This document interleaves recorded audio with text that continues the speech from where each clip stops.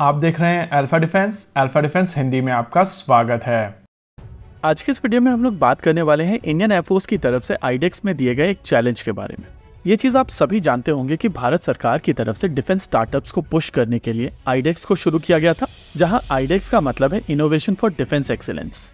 हर साल भारत सरकार, ministry of defence और इंडियन आर्म फोर्सेस की तरफ से कुछ चैलेंजेस रिलीज किए जाते हैं और इन चैलेंजेस के ऊपर स्टार्टअप कंपनीज काम करती हैं। इन कंपनीज को अपने प्रोडक्ट्स बनाने के लिए कुछ पैसा भारत सरकार की तरफ से भी दिया जाता है और इवेंचुअली अगर इनका प्रोडक्ट सेलेक्ट होता है तो उसको लेकर कॉन्ट्रैक्ट भी इनको दिया जाता है। इस साल भी कई चैलेंजेस रिलीज किए गए हैं, लेकिन चैलेंज नंबर 11 बहुत ही इंटरेस्टिंग है। इस वीडियो के दौरान हम लोग इसी चैलेंज के बारे में बात करेंगे और अगर आप इस वीडियो को पूरा देखेंगे तो बिलीव मी आपको मजा आ जाए।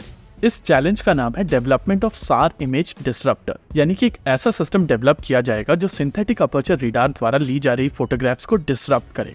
आज की तारीख में एक बड़े एरिया को कंटिन्यूअसली मॉनिटर करने की जो सबसे पावरफुल टेक्निक्स हैं, उनमें से एक है सिंथेटिक अपर्चर रेडार।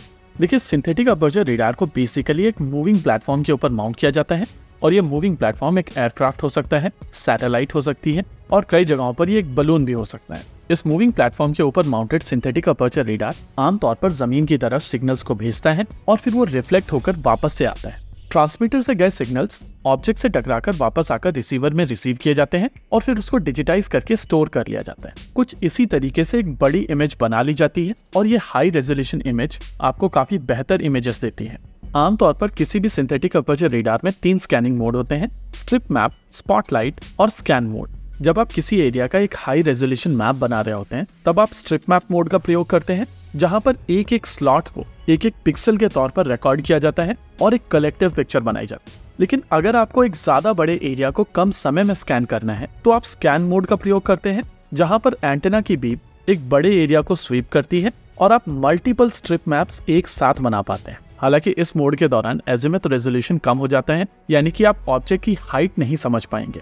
लेकिन अगर आपको किसी ऑब्जेक्ट को काफी क्लोजली मॉनिटर करना है तो आप स्पॉटलाइट मोड का प्रयोग करते हैं, जहां पर एक ऑब्जेक्ट की कई अलग अलग जगहों से तस्वीर ली जाती है, जिसके चलते रेडार का इफेक्टिव एंटेना अपर्चर काफी बड़ा हो जाता है और आपको बहुत फाइन इमेज मिलती है। इस तरीके के एसेट्स ऑलमोस्ट हर एक इम्पोर्टेंट कंट्री के पास में है और वो इम्पोर्टेंट कंट्रीज अपने प्रॉक्सीज के साथ में इस तरीके के डेटा शेयर करते रहते हैं। भारत के पास में भी ऐसे सिस्टम्स हैं और भारत लगातार उनका प्रयोग करता रहता है। सैटेलाइट्स के अलावा भारत के केस में इंडियन नेवी के P-8I नेपट्यून एयरक्राफ्ट्स में भी ये सिस्टम अवेलेबल है और आप सभी को याद होगा कि डोकलाम के दौरान चाइना के मूवमेंट को मॉनिटर करने के लिए भारतीय नौसेना के इस एयरक्राफ्ट का प्रयोग किया गया था। इतना ही नहीं, लद्दाख वाले स्टैंड ऑफ के दौरान भी इस तरीके के सिस्टम्स का प्रयोग किया गया है और ये चीज दिखाती है कि इस तरीके के सिस्टम कितने केपेबल होते हैं और कितना एक्सटेंसिव तरीके से इनका प्रयोग किया जाता है। थ्योरेटिकली आप कह सकते हैं कि इन सिस्टम्स के कारण देशों को ऐसा लगता है कि वो शीशे के घरों में रह रहे हैं और उनके एनिमीज को सब कुछ पता है।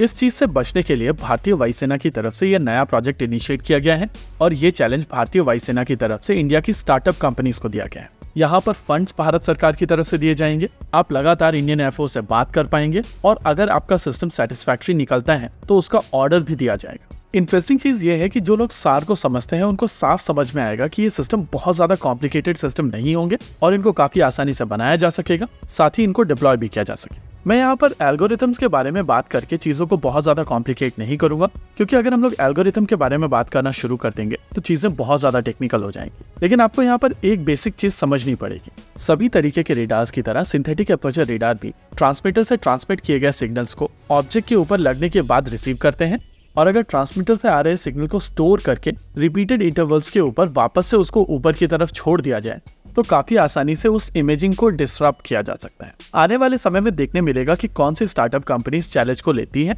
लेकिन इंडियन एयरफोर्स की तरफ से यह सोच काफी इनोवेटिव है। इसी के साथ आज के इस वीडियो में रखते हैं केवल इतना ही। वीडियो को अंत तक देखने के लिए धन्यवाद। देखते रहिए अल्फा डिफेंस। जय हिंद।